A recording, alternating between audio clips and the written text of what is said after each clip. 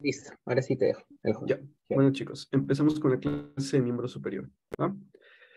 Listo. Como deben saber, la forma de estudio en el caso de miembro superior, pues se puede dar de dos formas, ¿no? Una forma que se realiza estudiando primero lo que es la osteología, la miología, y lo que significaría el drenaje venoso, la irrigación y la parte nerviosa, la inervación. O también mediante la otra forma, que es la forma topográfica, que es la forma que se utiliza en nuestra facultad. La forma topográfica, pues, se divide mediante regiones, ¿no? Una que es la región del hombro, dos que es la región del brazo, la región del antebrazo y la región de la mano, ¿no? Creo que es más que obvio cómo se va subdividiendo nuestro miembro superior. Dentro de estas propias regiones hay subdivisiones, ¿no? En la región del hombro, por ejemplo, tenemos en la región pectoral, que se encuentra relacionado con el músculo, con los músculos pectorales, y también con las estructuras que llegan incluso a estar en la caja torácica, lo que sería la región deltoidea, ya que es principalmente el músculo deltoides el que toma el protagonismo.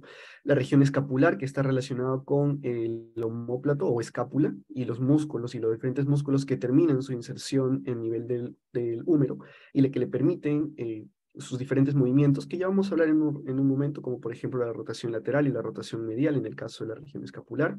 La región axilar, que justamente acá se puede observar de color verde, ¿no? Que tiene, según la bibliografía, puede tener diferentes formas. Nosotros vamos a estudiarlo como una forma de pirámide cuadrangular. ¿Ya? Pero en este caso también se considera dentro de la región del hombro, ¿no? Cuatro regiones. En el caso de la región del brazo tenemos dos, uno que es el compartimiento anterior, donde vamos a ver los músculos flexores, y el compartimiento posterior, que está relacionado a los músculos extensores del antebrazo. Entre la transición de la región del brazo y la región del antebrazo tenemos a la fosa del codo, fosa cubital, en la región, o en lo que se estudia principalmente a nivel de codo. Luego en la región del antebrazo vamos a ver tres compartimentos: un compartimiento anterior, uno que se considera posterolateral según algunos autores, algunos lo estudian como posterior y lateral separado, y en nuestra facultad se toma por separado, y otros lo toman como posterolateral. ¿Ya? Un compartimiento anterior y un compartimiento posterolateral. Y, perdón, para hacer la transición, el túnel del carpo a nivel de la muñeca con el canal de Goujon. En el caso de la región de la mano, lo que vamos a ver es la región palmar, que corresponde a la palma de la mano, y la palmar medial, la región dorsal, que es el dorso, recordando la posición anatómica, ¿no? Manos en posición supina, con palmas adelante. La región tenar y la región hipotenar, ¿no? La región de los músculos, ¿no? Los músculos que ven ustedes, esas prominencias que se forman en su mano, estos dos se puede decir, elevaciones que hay, son los que son, lo que corresponden a los músculos de la región tenar y hipotenar, y donde se encuentran los músculos propios de la mano, o los músculos de la mano. Eso es en caso de topografía, ¿no? Así lo vemos. Eh, También nosotros, en este caso, para estas ponencias, para hacerlo de manera más fácil y más amena, vamos a ver la parte de irrigación arterial, venosa e inervación por separado, con esquema, de manera que ustedes puedan primero ubicar de manera esquemática las diferentes arterias, venas y nervios, y cómo van a ir ellos formándose, y van a ir llegando a sus diferentes estructuras, ¿no? De esa forma. En el caso de irrigación arterial, pues tenemos estas arterias que son las principales, igual en el venoso, pero ¿cómo vamos a estudiar específicamente esto? Tenemos que ver primero cuál es su origen, cuál es el recorrido secuencial que tiene, las ramas que llegan a dar, y también, bueno, las ramas colaterales que son, y por ejemplo, las ramas que salen de esta estructura, pero no la dan fin, y las ramas terminales, que ya son las dos últimas, ¿no? Con las dos ramas que terminan y que ya deja y cambia su nombre, y tiene otros dos nombres, ¿no? Por ejemplo. Vamos a estudiar la parte de funciones en medida de lo que es posible, y vamos a ver la parte también de clínica y lesión, principalmente a nivel de lo que es la inervación. En el caso de grupos musculares, vamos a estudiar lo que es origen, inserción, irrigación, función e inervación, ¿ya? Eh, Alguna vez me preguntaron cuál es la diferencia entre origen e inserción. Ya, es algo que muchas veces genera muchas dudas, y algunos libros mencionan de que el origen hace referencia a la inserción proximal, y la inserción hace referencia a la inserción distal. ¿Qué significa que sea inserción proximal? Por ejemplo, en nivel del bíceps, que es un músculo que nosotros conocemos, que lo tenemos aquí en la cara anterior del brazo o en el compartimiento anterior del brazo. Ese bíceps tiene una inserción proximal, bueno, dentro de sus dos, de sus dos porciones, uno que es a nivel de la cabeza corta, que se inserta a nivel de la apófisis coracoides del omóplato, y otra que es a través de su cabeza larga, que se inserta en la cavidad glenoidea. Entonces, esa la consideran como origen y la inserción o como tal, o inserción distal, está a nivel de la tuberosidad bicipital y de lo que es la poneurosis bicipital. Entonces, eh, eso si bien es un concepto que en la mayoría de músculos cumple lo que nosotros, o yo particularmente les recomiendo, que no relacionen mucho origen de esa forma con la parte de inserción, sino que el origen en sí vamos a considerarlo como el lugar donde se inserta el músculo, pero que al realizar su función de flexión, en este caso, o sea, de contracción de las fibras, esa región no se mueve. Acá pueden ver ustedes en el GIF que aparece acá, cómo se inserta el bíceps, ¿no? Vamos a ver el bíceps que está arriba, nada más, el bíceps. Este bíceps está insertándose aquí, más o menos, lo ya les había mencionado, ¿no? A nivel de la apófisis la cavidad glenoidea y la apófisis coracoides. Entonces, en la inserción distal, que se inserta en el antebrazo, este permite la flexión a la contracción y este, por lo tanto, es el que se mueve. Por lo tanto, el origen corresponde a la parte donde no se mueve y la inserción es a la parte que sí flexiona, ¿ya? Eso vamos a manejarlo porque hay muchas regiones y muchos lugares donde no cumple que la inserción proximal sea la misma que el origen. De manera general, ¿cuántos huesos tenemos a nivel del miembro superior? Son 64, considerando ambos miembros, 4 en la cintura escapular. Recordemos que cuando hacemos referencia a cintura escapular, mencionamos esa región que permite la adherencia del miembro a lo que es el esqueleto axial, o sea, el tórax. También en el caso del miembro inferior, por ejemplo, hay un esqueleto apendicular, perdón, una cintura pélvica, perdón. Una cintura pélvica, en este caso es una cintura escapular. Y tenemos 2 en el caso del húmero, en el brazo, 4 antebrazo, un cúbito y el radio, y los huesos de la mano, que son 8 a nivel del carpo, ¿no? Distribuidos en 2 filas, los metacarpianos y las falanges, que ahora los vamos a mencionar. Ahora, chicos, también en el néter, por ejemplo, se ve incluso la presencia de estos pequeños huesecitos, ¿no? Que si bien de manera general nosotros mencionamos que nuestro cuerpo humano se conforma de 106 huesos, ¿no? Pero también existen algunos huesos que son adicionales en nuestro cuerpo. Por ejemplo, en el caso del cráneo y de la calota, tenemos los huesos gurmianos, que son huesos supernumerarios que se realizan justamente en los puntos donde se forman las diferentes suturas. Son huesos supernumerarios que aparecen y que no son muy constantes. De la misma forma, a nivel del miembro superior, específicamente en los lugares que están en relación con los metacarpos y la primera falange, pues aparecen estos huesecitos que tienen el nombre de huesos sesamoideos, ¿no? Son simplemente huesos supernumerarios, huesos que no se estudian, pero que tienen forma de semilla de sésamo, ¿no? O de no me acuerdo cómo se llama, semilla de sésamo, ese es el nombre, que son esos chiquititos, eso que está encima del pan. Eso sí, por eso se llama el hueso de sésamoideo, por las semillas de sésamo. Listo. Vamos a empezar con osteología. Nosotros vamos a enfocar osteología, miología, irrigación y inervación, ¿va? Con la parte de osteología, yo la considero que es la más importante a nivel de miembro superior. Y en realidad en la mayoría de miembros, en los dos miembros, ¿no? ¿Por qué? Lo que sucede es de que cuando tú conoces muy bien el hueso, vas a poder identificar las estructuras que se van a insertar y basta con el razonamiento. ¿Ya? Basta con el razonamiento para poder realizarlo. En el caso de la clavícula, por ejemplo, la clavícula es una estructura que primero causa muchos problemas en los chicos. ¿Por qué? ¿Cómo diferencian superior e inferior? Muchas veces se confunden en ello. Por eso les he preparado este esquemita o este pequeño cuadrito donde se puede observar que la cara superior se caracteriza por ser, perdón, esto está al revés. La cara superior es lisa, ¿ya? Y la cara inferior es rugosa. ¿Por qué? ¿Por qué me dirás, Iván?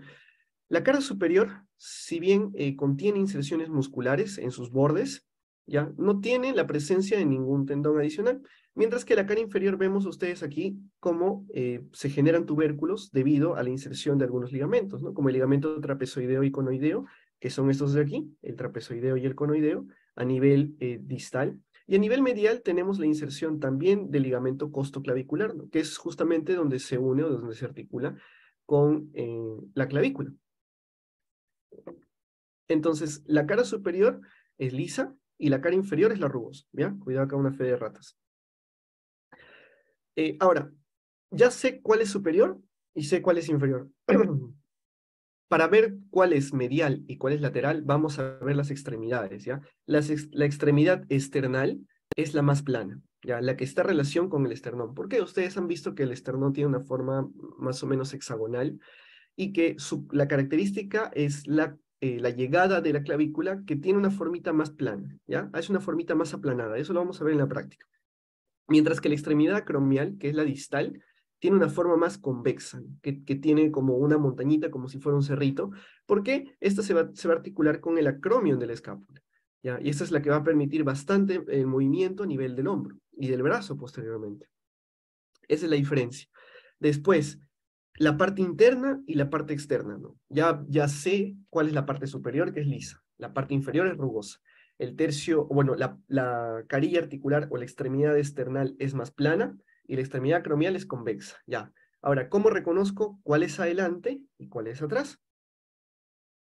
Para eso vamos a hacernos uso de estas dos partes que mencionan, ¿no? El tercio interno, recordemos de que esta es la extremidad external, esta es una vista superior, esta es una vista inferior. El tercio interno se menciona de que es convexo hacia adelante, desde la vista superior, vamos a ver, convexo hacia adelante, y también el tercio externo, por el contrario, si es que el interno es convexo hacia adelante, el tercio externo es convexo hacia atrás, ¿ya? Convexo hacia atrás. Si no me acuerdo muy bien, utilicen su propia mano, sus propios recursos para poder recordar, ¿no? Ven cómo si se agarran más o menos a nivel de la escápula, pueden tocar la parte de la clavícula que está yéndose hacia adelante, porque acá se nota la prominencia, se nota la convexidad hacia adelante, y se van alejando de su cuerpo, van a observar cómo se vuelve cóncavo. La convexidad es anterior en el tercio interno, y la concavidad y la convexidad es hacia atrás o posterior en el tercio externo. Y el mismo juego cuenta con lo que es concavidad, ¿no? Si es convexo hacia adelante en el tercio interno, va a ser cóncavo hacia atrás en el tercio interno. Y lo mismo del otro lado, ¿no? Cóncavo hacia adelante y convexo hacia atrás en el caso del tercio externo, ¿ya?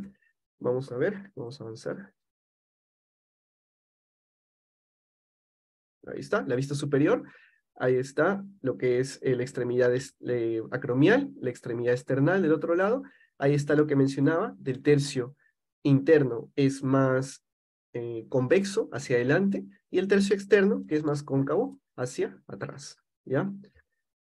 Listo. Este es anterior y este es posterior. Y recuerden tener mucho cuidado porque va a cambiar cuando vean la vista, ¿no? La vista superior y la vista inferior, ¿no? Si se dan cuenta, tenemos que ver primero, identificamos, ¿no? ¿Cuál es la vista donde estamos? Allá, es inferior porque porque acá en la parte inferior lo estoy viendo estas tuberosidades, estas rugosidades. Y acá justamente tenemos un surco también adicional, que es el surco para el músculo subclavio. Creo, en unos minutos vamos a hablar un poco más de él porque también forma parte de la musculatura del hombro.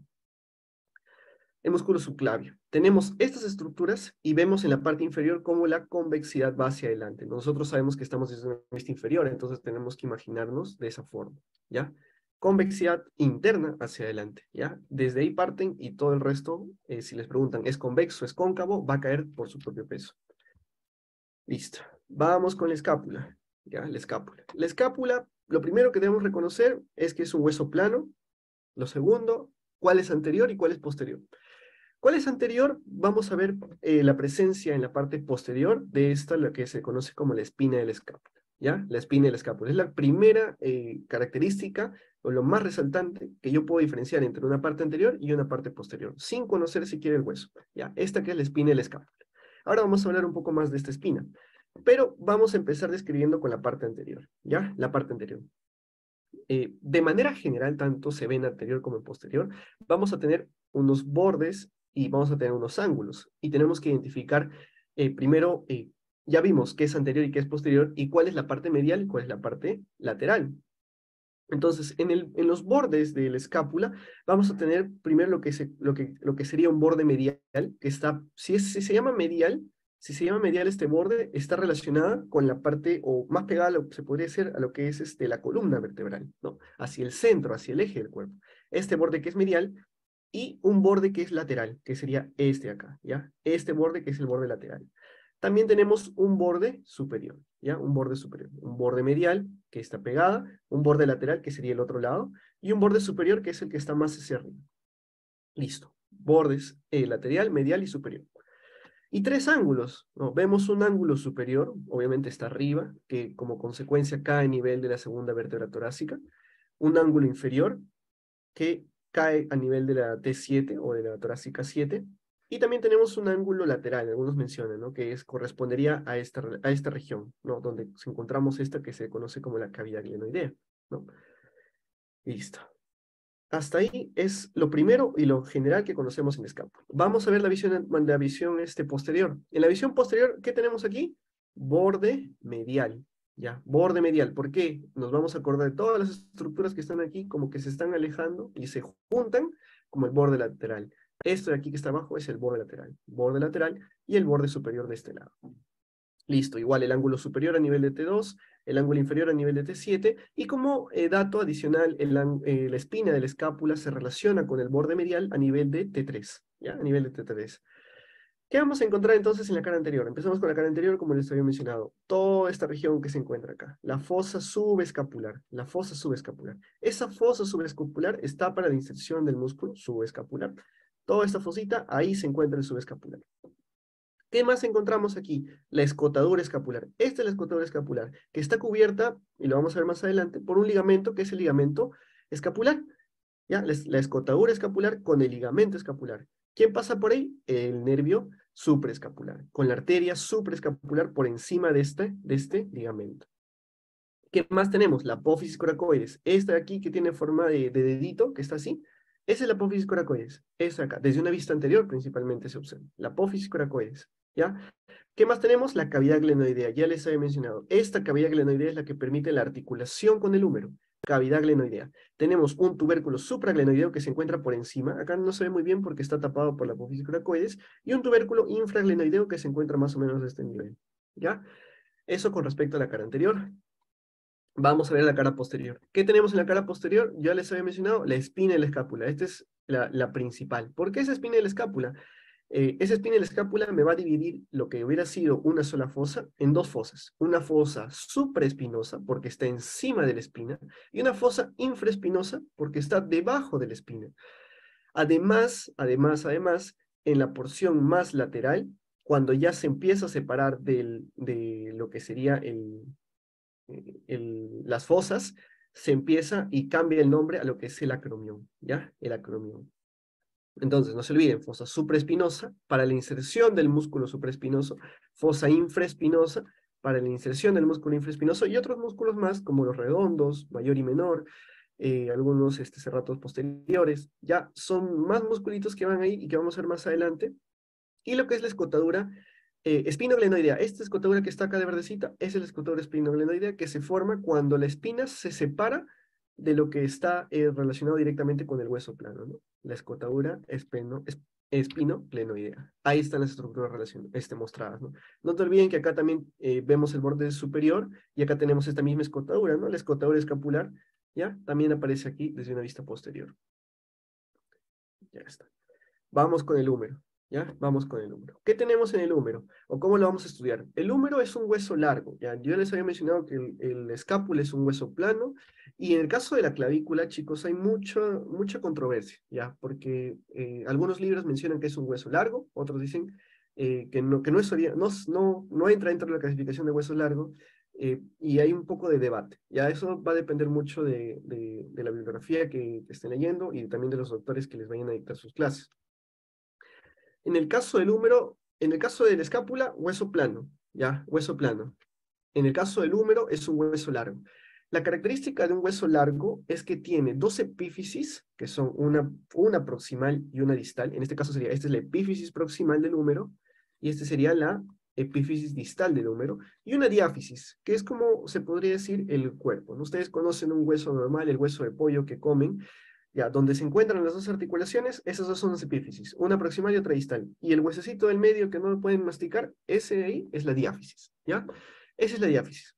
¿Cómo vamos a estudiar en osteología en un hueso largo? Vamos a ver epífisis superior, diáfisis, epífisis inferior, y algunas estructuras relacionadas, ¿ya? Acá les he colocado bastantes nombres, no les voy a mencionar todos, pero sí o sea, bueno, sí, en este caso sí les voy a mencionar todos, pero hay algunos nombres adicionales que deben ir aprendiendo, ¿ya? Que eso lo van a ver en una clase un poco más extensa, y lo voy a mencionar, pero esto es lo esencial, lo que sí o sí deben conocer, ¿ya? En la epífisis superior lo que vemos es la cabeza del húmero, ¿ya? Que tiene forma de un tercio de esfera.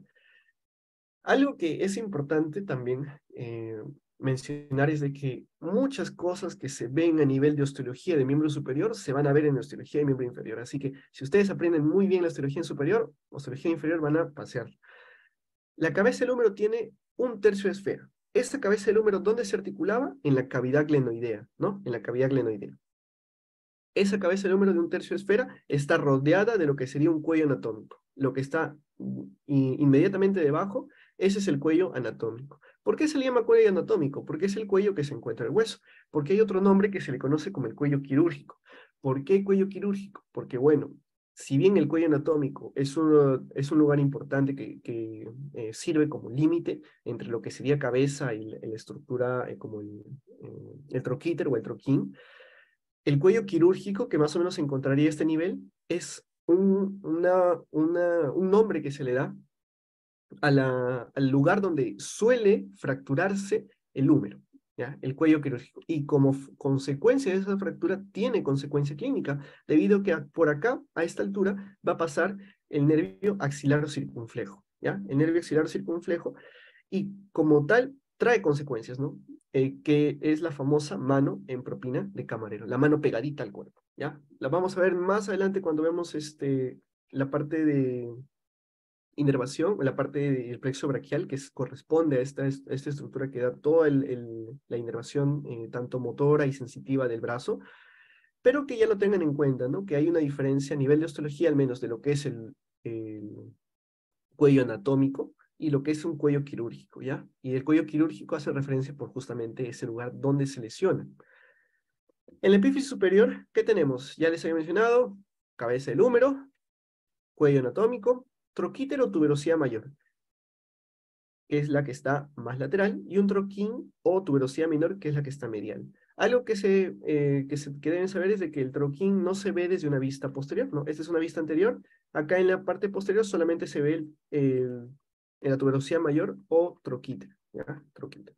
¿Para qué sirven estos troquíter y troquín? Para la inserción de los músculos que vienen principalmente de la escápula, el famoso grupo de músculos del manguito de los rotadores, ¿ya? El manguito de los rotadores. ¿Por qué se llama manguito de los rotadores? Su propio nombre te lo dice.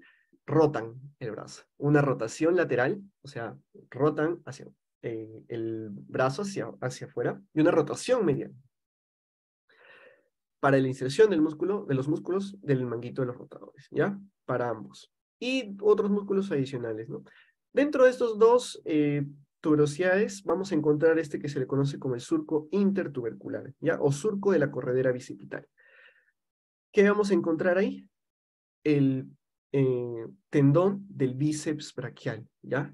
De la cabeza larga del bíceps braquial. Por aquí va a llegar y va a unirse a lo que era la tuberosidad supraglenoidea, ¿ya? Que se encuentra de la cavidad glenoidea, es una tuberosidad que aparece por arriba, ¿ya? Tuberosidad es como si fuera una pequeña bolita que aparece por arriba de la cavidad glenoidea. Ahí se inserta, ¿no? Y la cabeza corta, ¿dónde llega?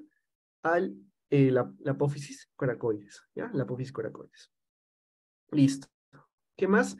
Corredera bicipital. Eso es lo que es epífisis superior. Principalmente epífisis superior. Una vista anterior, una vista posterior, donde solamente encontramos este cuello, tuberosidad mayor, otro troquíter. Vamos a ver la diáfisis. La diáfisis tenemos una formita característica en los huesos largos, es que suelen formar a nivel de la diáfisis lo que sería una formación de especie triangular, o sea, un triángulo. A veces da una cara anterior, una cara posterior, una cara lateral. Lo mismo ocurre en húmero, ocurre en fémur, vamos a verlo en cúbito y en radio. Y en este caso lo que nosotros, o lo que más nos importa a nivel de la diáfisis, porque esta formita triangular no nos va a dar mucha información, pero sí algunas estructuras que se relacionan, ¿no? Como la tuberosidad deltoidea, que es justamente una pequeña elevación que se encuentra a nivel de la cara posterior, o se observa principalmente a nivel de la cara posterior, acá no se observa muy bien, la tuberosidad deltoidea, que por su propio nombre te dice, la tuberosidad deltoidea es el lugar donde se inserta el músculo deltoides. Y recordemos que la inserción o el origen del músculo deltoides, ya había mencionado más o menos que estaba a nivel de la cintura escapular, más o menos. La inserción distal o la inserción como tal se encuentra a nivel de la tuberosidad deltoidea o B deltoidea, así se llama. En la cara posterior también vamos a observar este canal que se conoce como el canal del nervio radial. Es por donde pasa el nervio radial y es uno también de los lugares donde se puede fracturar el húmero y también ocasiona clínica. Vamos a mencionarlo un poco más adelante, nos alcanza el tiempo. Canal del nervio radial, ya en la parte posterior. Es la principal que deben saber a nivel de diáfisis por ahora. En epífisis inferior vamos a observar algunas cosas más importantes o más detalladas. Primero, desde una vista anterior, ¿ya? Desde una vista anterior. Vamos a encontrar dos estructuras, lo que se le conoce como tróclea, que es esto de aquí, todo esto de acá, y se conoce como epicóndilo, ¿ya? Epicóndilo, que es esto de acá. Lo que nosotros vemos en la parte posterior es la tróclea completamente, toda la tróclea, ¿ya? Esta tróclea que acá está un poquito más chiquita y que está siendo empujada por el epicóndilo, ¿ya? Esta tróclea de acá, en la parte posterior se ve un poco más grande. Entonces, véanlo así, chicos. La tróclea es como, ¿se acuerdan de la puerta? La puerta tiene como una especie de bisagra, ¿no? O, bueno, la verdad, una bisagra es lo que tiene. Esa forma o esa forma que le permite a la puerta tener ese movimiento es justamente la que se relaciona con la tróclea, ¿ya? Es un movimiento como si fuera una bisagra, ¿ya? Es la que permite mover el brazo de esta forma, ¿no? Flexionar el brazo y extender el brazo. ¿Ya? Ahora vamos a ver todas las estructuras que se relacionan, porque lo vamos a estudiar con el cúbito, que es el hueso que se articula, principalmente a nivel de tróclea, y el radio también. Pero de manera que deben recordar esto, ¿no? Desde una vista anterior, vamos a ver a la tróclea como si fuera una forma de bisagra, ¿no? Como si fuera, yo lo relaciono incluso con un trompo, ¿no?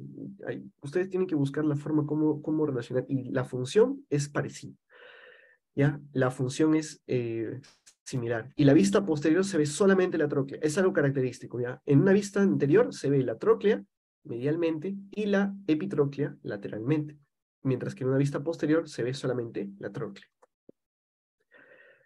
Ya, cuando tenemos a la tróclea en una vista anterior, ya les había mencionado la epitróclea, ¿no? La tróclea va a estar medial y la epitróclea va a estar lateral, ¿ya? También vamos a tener estructuras que se encuentran por encima de estas. Si esta se llama tróclea, la de acá se le conoce como epitróclea. Epitróclea. O también algunos ya utilizan el nombre moderno que se le conoce como epicóndilo medial, ¿ya? Epicóndilo medial. Mientras que de lo que es el epicóndilo como tal, tenemos el de acá, que se conoce como epicóndilo lateral, ¿ya? El cóndilo y el epicóndilo lateral. Tróclea medial, cóndilo lateral, epitróclea, que está medial, y el epicóndilo por encima, o epicóndilo lateral, que está por encima del cóndilo, ¿ya? Eso es en una vista anterior. ¿Qué más tenemos? Fositas. Dos fositas. Una fosita en la vista anterior que está relacionada con el radio y una fosita que está relacionada con el cúbito, ¿ya? Por eso se le llama así, fosa radial, porque se articula con la cabeza del radio, y una fosita que está medial, recuerden que el radio se articula medialmente, que se le conoce con el nombre de fosa coronoidea. ¿Por qué coronoidea? Porque justamente la porción que ingresa a esta fosita se le conoce como apófisis coronoides, ¿ya? Pero es del cúbito.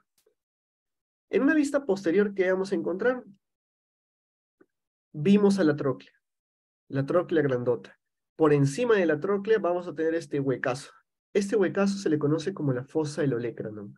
El olecranon es una porción, o es la porción grande del cúbito, que permite que nosotros podamos tener nuestro brazo completamente estirado, ¿ya? ¿Por qué? Porque ese olecranon ingresa justamente a esta fosa y permite justamente ese movimiento. La fosa del olecranon. También vamos a tener este surco epitrócleo olecraniano o canal del nervio cubital, medialmente, ¿ya? Surco del nervio, del nervio cubital o, canal, o surco epitrócleo olecraniano, que justamente es donde va a pasar el nervio cubital. Ahí están las estructuras mencionadas. Vamos a ver cúbito y radio. Igual, cúbito, radio, huesos largos. 2 epífisis, una diáfisis. Epífisis superior, epífisis inferior. Una diáfisis en el caso de cada una. Hueso largo. En la epífisis superior del cúbito, vamos a ver cúbito primero, ¿qué vamos a encontrar? Ya les había mencionado esto de aquí, que está acá señalado de naranjita, que se relaciona con la cara anterior del húmero, en la parte de la diáfisis distal. Justamente esto se le conoce con el nombre de apófisis coronoides, ¿ya? Esta es la apófisis coronoides. Y la que está del otro lado, que es grandota, que es esta de acá, esto se le conoce como el olecranon, ¿ya? Este es el olecranon. Este se va a articular en la fosa olecraniana. Esta, como ven acá, este de aquí, la apófisis coronoides, va a llegar justamente acá, a la fosa coronoidea, mientras que el olecranon llega acá, a la fosa olecraniana, ¿ya? Listo. Vemos ahí. Se perdió en el...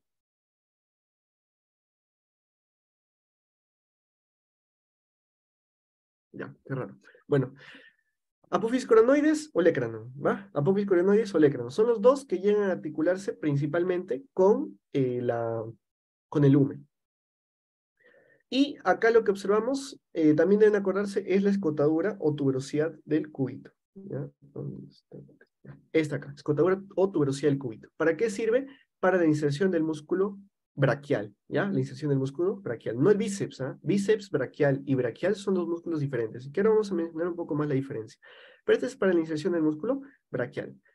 En la diáfisis vamos a tener 3 bordes. Un borde, acá se ve, un borde interóseo, un borde anterior y un borde posterior. ¿Por qué se le conoce como borde interóseo? Porque va a aparecer esta membrana, que se ve acá, la membrana interósea. Esa membrana interósea divide lo que es el antebrazo en el compartimiento anterior y el compartimiento posterior. Esto sería la parte anterior y acá está la parte posterior. De la misma forma, a nivel del radio, también va a haber un borde interóseo, ¿ya? Un borde anterior, un borde posterior y un borde interóseo. Vamos a ver acá, en lo que es epífisis inferior o distal, deben acordarse justamente este pequeño cachito que sale acá, que se le conoce con el nombre de apófisis estiloides, ¿ya? Apófisis estiloides. Esa apófisis estiloides permite la articulación con la mano, ¿ya? Ahora, hay un tema un poco de controversia porque, si bien es cierto, o permite la articulación de la mano, la articulación de la muñeca, esta articulación, pues, bueno, estas relaciones no suelen tocar mucho el cúbito, o no suelen tocar el cúbito con los huesos de la mano, ¿ya? O sea, no hay un contacto directo, quizás como sí lo hay en húmero y con la cavidad glenoidea. No hay un contacto directo, ¿ya? Pero sí permite la articulación y permite la emergencia de este movimiento. Y a esta estructura inferior, la epífisis inferior, se le conoce como la cabeza del cúbito. Entonces, importante recordar, la cabeza del cúbito está distal. La cabeza del cúbito está distal, o sea, está más lejos, mientras que la cabeza del radio está más cerca, más medial, más pegada. Y por último, bueno, tiene una carilla articular para el radio, ¿no? Una carilla articular para el radio. Vamos al radio, en la epífisis superior tenemos a la cabeza. Así como también tiene una cabeza, también tiene un cuello. Ese se le conoce con el nombre de el cuello del radio. Tiene una tuberosidad, ya, que se le conoce como la tuberosidad bicipital. No, esta es la tuberosidad del cúbito, ¿no? Para la inserción del del braquial, perdón. Y este en el radio está la tuberosidad bicipital, para la inserción del bíceps, ¿ya? La tuberosidad bicipital, o también se le conoce como la tuberosidad del radio.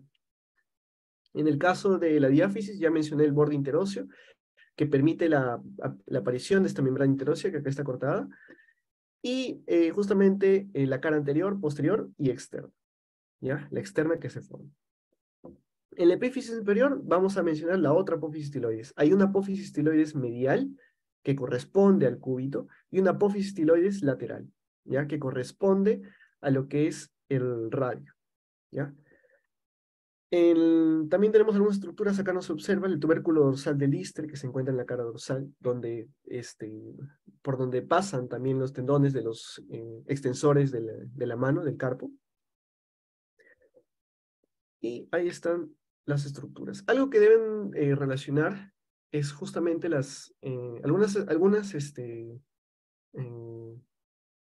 ¿cómo se podría decir? Relaciones entre los huesos, ¿no? Por ejemplo, acá vemos que entre la apófisis estiloides del radio y del cúbito debe haber aproximadamente 1 centímetro de diferencia.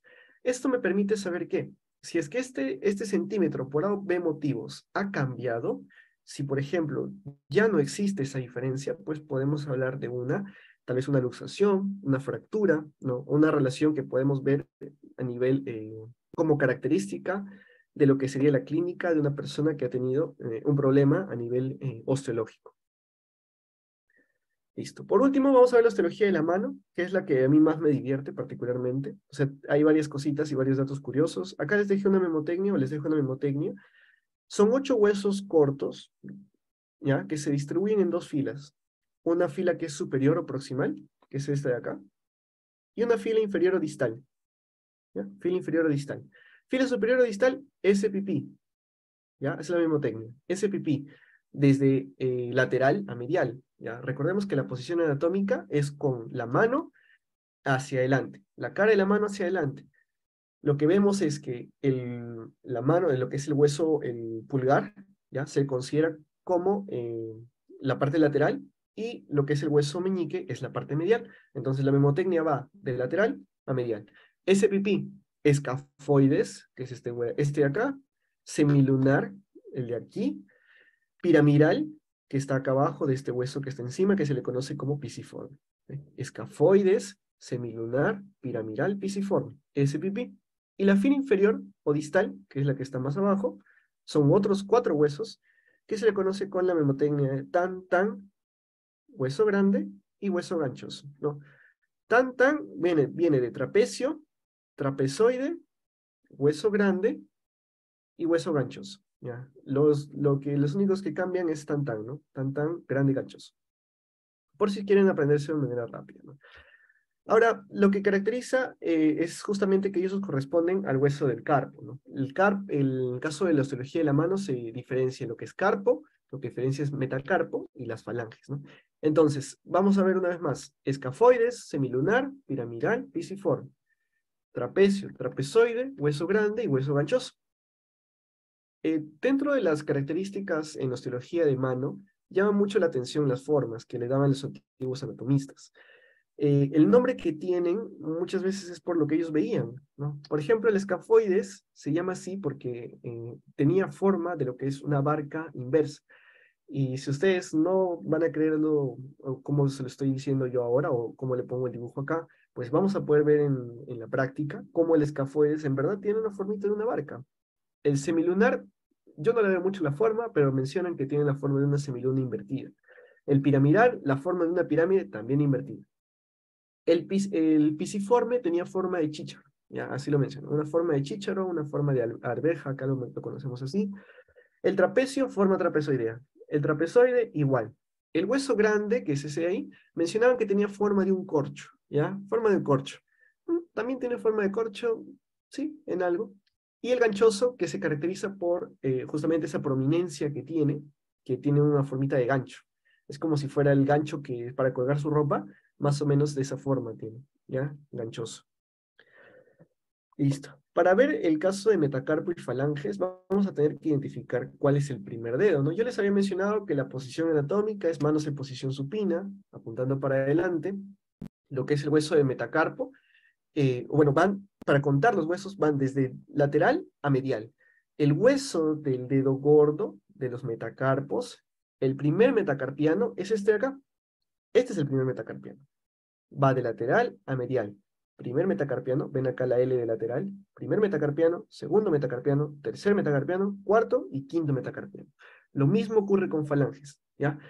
Ahí tenemos las falanges proximales, ¿ya? Las falanges medias, que en el caso del primer dedo, el dedo gordo, no tenemos una falange media, sino tenemos falange media desde el segundo al quinto, segundo, tercero, cuarto y quinto, falanges media, y falanges distales, ¿ya? Falanges distales en los 5 dedos.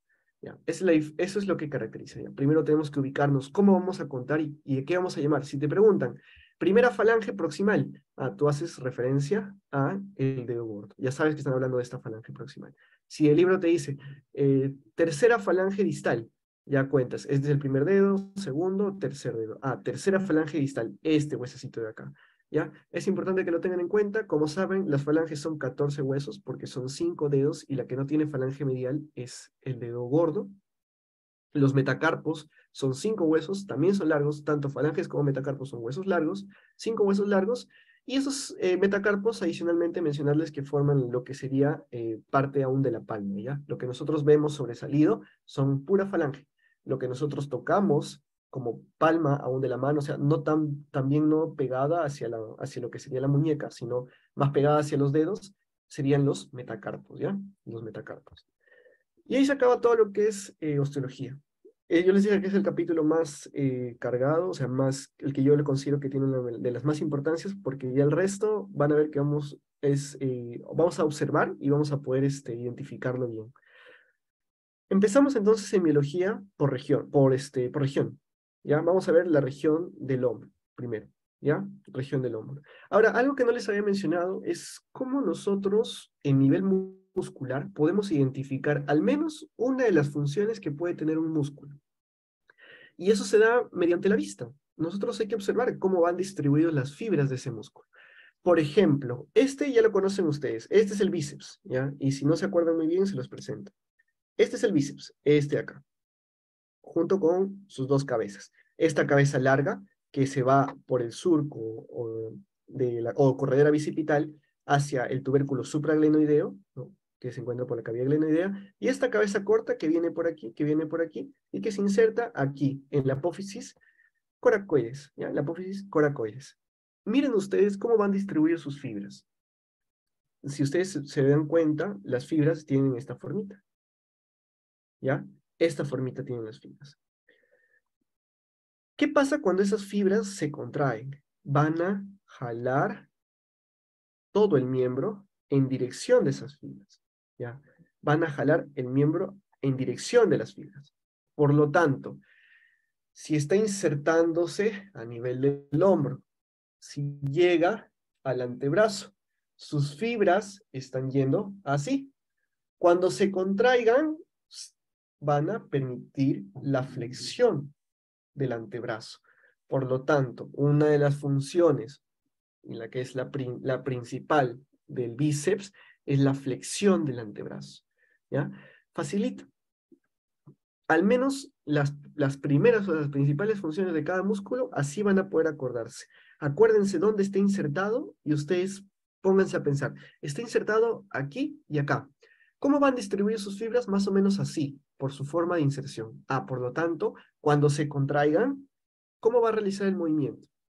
En base a eso, ya van a poder ustedes ir identificando las funciones, al menos básicas, para que se acuerden, y el resto ya la van relacionando, ¿no? Ya van con la práctica, van a ir aprendiéndola. Ok, listo. Ya, listo. Vamos a empezar entonces con el deltoides, ¿ya? El deltoides. Ese es el músculo deltoides. Ya les había mencionado la diferencia entre origen e inserción. El músculo deltoides. El músculo deltoides se inserta en lo que sería la espina de la escápula. Ya conocen la espina de la escápula, ya recuerdan. Llega hasta aquí el acromion, ¿ya? Este es el acromion. Y recuerden de que entre el acromion y la clavícula que llega aquí, va a continuar hacia adelante. Continúa la clavícula. Se inserta por la espina de la escápula, llega al acromion y continúa con la clavícula.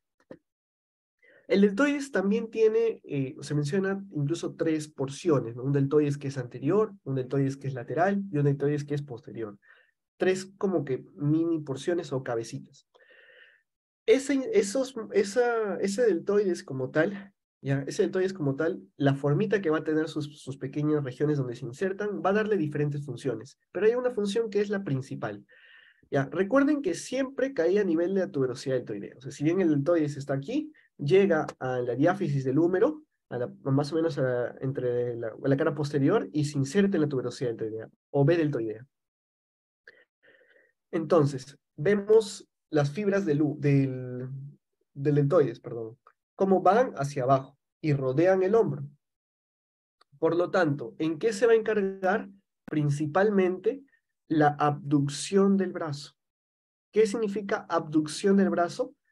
En otras palabras, separar el brazo o el miembro superior, el húmero, del cuerpo. Esa es abducción, de 15 a 90 grados, principalmente en ese rango, de 15 a 90 grados.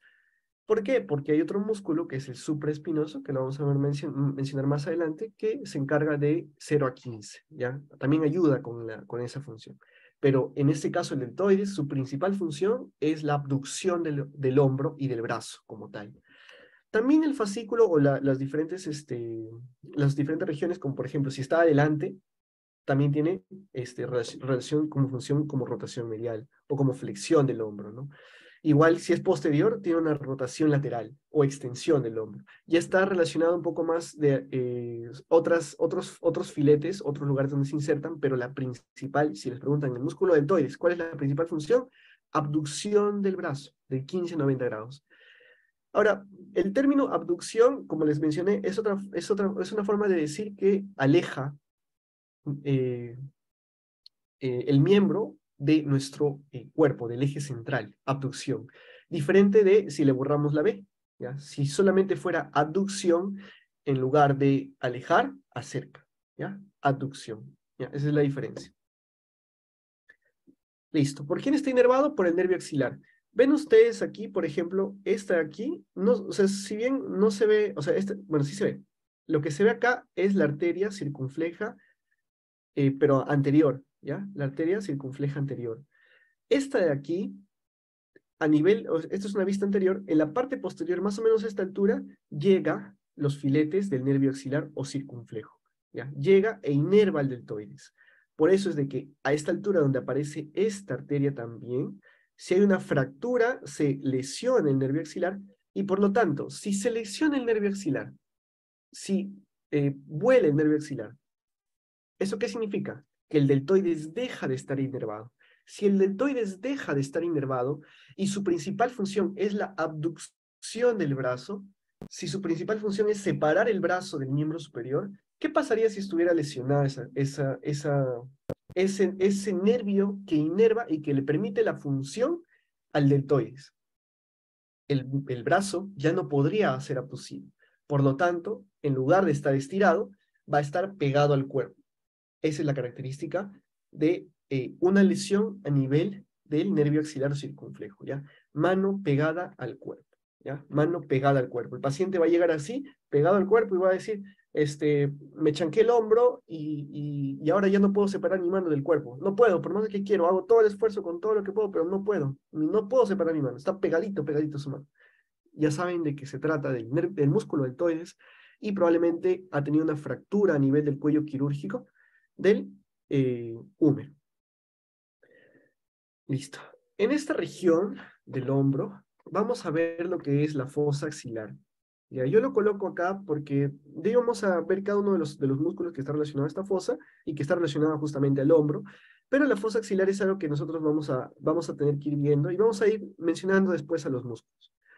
Ya les había mencionado que es una pirámide cuadrangular, ¿no? Estando el vértice a nivel de la clavícula, a nivel del tercio medio de la clavícula, y estando lo que es la base a nivel de la piel de la axila, ¿no? La fosa axilar, ya, una base cuadrangular. Vamos a ver entonces qué tenemos. Ahí está. Esa va a ser una imagen para apoyarnos, igual que esta de acá.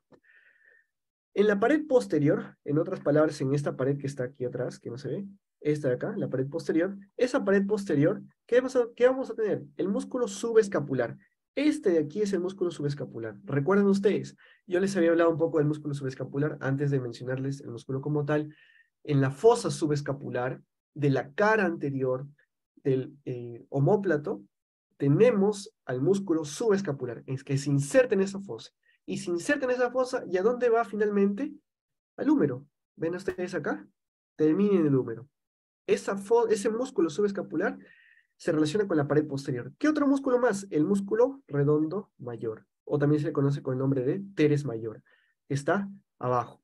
Y por último, el dorsal ancho, que viene así con esta formita, ahí está. Este es el dorsal ancho. Tiene una formita media característica, ¿ya? Es como si tuviera una forma en espiral, ¿ya? El músculo dorsal ancho. Y los nervios, ¿no? Subescapulares. Pared medial o torácica, la pared medial o torácica, que es esta de acá, la que está pegada hacia el medio, esta de acá, se relaciona con el músculo serrato anterior. ¿Cuál es el serrato? ¿Ven este de aquí? Este es el músculo serrato anterior, que tiene una formita de sierra, ¿no? Parece una formita de sierra. Vamos a mencionar más adelante el músculo serrato. ¿Pero de dónde está viniendo? Del omóplato, ¿ya? Del borde medial del omóplato. Este serrato anterior viene de ahí. También tenemos al nervio torácico largo de Charles Bell. Ya acá no se ve, pero también hay un nervio que desciende a nivel del serrato anterior y por lo tanto inerva a lo que es, o el nervio torácico largo de Charles Bell, que inerva el serrato. La pared lateral o braquial, ¿no? Ya vimos la pared posterior, que es la que está atrás, la pared medial, que es la que está aquí, la pared lateral es la que está a este lado. Recuerden, lateral, que está más está alejado, medial, que está más pegado. Esta es la pared lateral. ¿Con qué se relaciona? Con el braquial, tanto en la cabeza corta con el coracobraquial. Esta es la cabeza corta, ¿no? Y este es el coracobraquial. Bíceps, cabeza corta y el coracobraquial. Y este de aquí, ¿qué es? Este es el pectoral menor, ¿ya? Pectoral menor. Vemos entonces, pared lateral, como está pegada a lo que sería el húmero lateral, se relaciona justamente con estos dos músculos, ¿ya? El pectoral menor no, pero estos dos músculos sí, pared lateral. Y el vértice que está superior, el vértice que está superior se relaciona con la clavícula, ¿ya? Más o menos también con la costilla. ¿Y qué vemos ahí? Lo que es en la vena y arteria subclavia y el plexo braquial, ¿no? Las raíces que atraviesan. Allá, esta imagen de aquí es para observar un poco más del deltoides, ¿no? Vemos acá, esta es la clavícula, ¿no? Esta es la clavícula y acá está su inserción. ¿Ven el deltoides acá cómo se está insertando? Esta es la inserción del deltoides a nivel de la clavícula.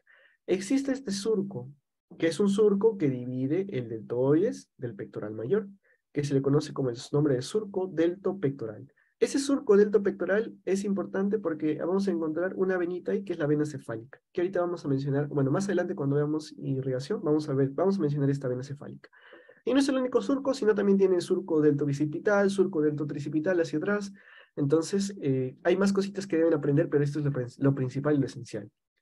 Fosa axilar. Ya hemos estado viendo, ¿eh? ¿Qué vamos a ver en la base? Piel, ¿verdad? Acá en la base ven piel. Mira, acá este es un corte a nivel de axila. Piel. ¿Qué vamos a ver por encima? Tejido celular subcutáneo. Vamos a ver hiato axilar, que es esto de aquí. Este es el hiato axilar. La cola axilar de Spencer es una proyección superior y lateral de lo que es la glándula mamaria, ¿ya? Que no se ve, que eso se parece principal, o sea, se ve principalmente en femenino, pero no se ve aquí. La cola axilar de Spencer, que también está relacionado con la base, y los ganglios linfáticos, ¿no? Acá vemos juegos de ganglios linfáticos. ¿Ya? Listo. ¿Qué más vemos? En lo que es la parte anterior, desde la parte anterior vamos a ingresar hacia la fosa axilar. Anteriormente tenemos la piel, debajo de la piel, este que es el tejido celular subcutáneo, ¿ya? El tejido celular subcutáneo. Por detrás tenemos el músculo pectoral mayor, directamente. ¿Ven ustedes aquí? Una vez más vemos al deltoides, cómo se está insertando, miren acá, en el tercio distal de la clavícula, ¿ven? Aquí está el acromio, se está insertando el deltoides, y mira cómo están yendo sus fibras, ¿lo ven? Ya. Este de aquí es el pectoral mayor, que ha sido cortado. Este es el pectoral mayor con su fascia. Este es el pectoral mayor. Esta es su inserción a nivel del húmero. Pectoral mayor. ¿Ya? Este es el pectoral mayor entonces. Pectoral mayor. Cuando nosotros cortamos el pectoral mayor, vamos a tener ese espacio. ¿Ya? Que es el espacio interpectoral. Ustedes ven, este aquí, que está llegando a la apófisis coracoides, es el pectoral menor. ¿Ya? Este es el pectoral menor. Vamos a mencionar mejor estos músculos en un ratito, pero este espacio, por encima del pectoral menor y por debajo del pectoral mayor, se le conoce como el espacio interpectoral, donde encontramos ganglios interpectorales o de Roth también. En la fascia clavipectoral es la fascia que envuelve el pectoral menor. ¿Ya? Acá, por ejemplo, en esta imagen se observa el pectoral menor. Pectoral mayor adelante, pectoral menor más chiquito.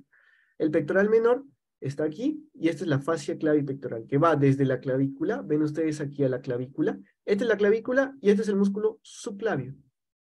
Clavícula, subclavio, su propio nombre lo dice, subclavio, está debajo de la clavícula. Y este es el pectoral menor. Y lo que los cubre es la fascia clavipectoral, ¿ya? Para que tengan en cuenta un poco más o menos que una fascia es como una especie de bolsita, ¿ya? Una bolsita que los cubre, más que nada para la protección, conservación del músculo, fascia. Y el agujero de Morenheim es el agujero por donde sale justamente, o por donde ingresa, perdón, esta vena cefálica, ¿ya? Listo, vamos a avanzar nada más. Algo que deben llevarse aquí, con respecto a los músculos pectoral mayor y menor, es justamente su inervación. El pectoral, bueno, acá los dos los dos he puesto mayor, perdón, fe de ratas. El pectoral mayor tiene una doble inervación. ¿Qué significa que tiene una doble inervación?